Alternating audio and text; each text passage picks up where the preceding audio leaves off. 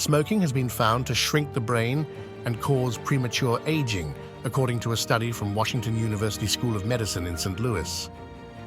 Although quitting smoking prevents further brain tissue loss, it does not restore the brain to its original size. The study, published in Biological Psychiatry, Global Open Science, explains why smokers are at a higher risk of age-related cognitive decline and Alzheimer's disease.